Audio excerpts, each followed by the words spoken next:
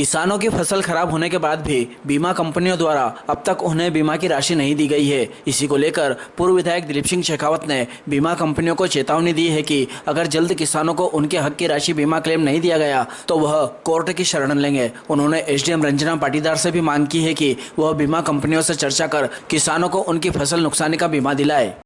जो बीमा कंपनी है किसानों की फसलों का, उन बीमा कंपनियों को भी मैं कहूँगा और आज स्पष्ट कह रहा हूं कि अगर किसानों की नुकसानी की भरपाई बीमा कंपनियों ने जल्दी नहीं करी है तो फिर ईंट से ईंट बजाएंगे उन बीमा कंपनियों के खिलाफ, क्योंकि सरकार ने मुआवजा दिया है।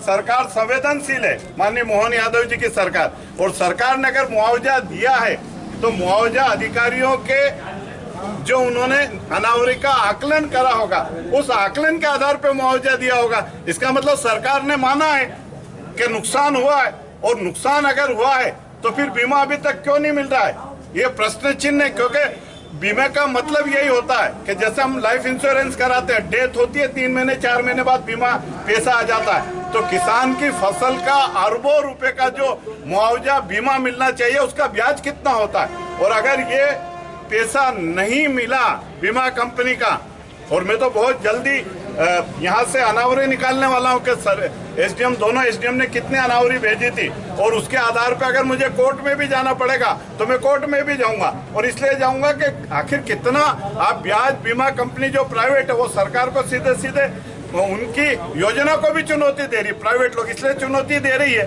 कि सरकार ने मुआवजा बांटा लेकिन बीमा कंपनी बीमा नहीं दे रही है।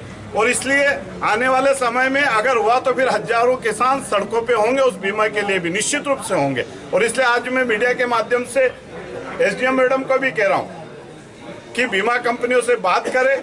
मुआवजा वो कई जगह डल भी गया, रतलाम जिले में मुझे पता लगा, अधिकृत मेरे पास जानकारी नहीं है, लेकिन रतलाम में डला, तो फिर नागदा खाचौद के किसानों ने क्या बिगाड़ा, उनको भी बीमा मिलना चाहिए। और इसलिए आप सबके प्रति बहुत धन्यवाद देता हूँ जो आज इस ज्ञापन के कार्यक्रम पर आए।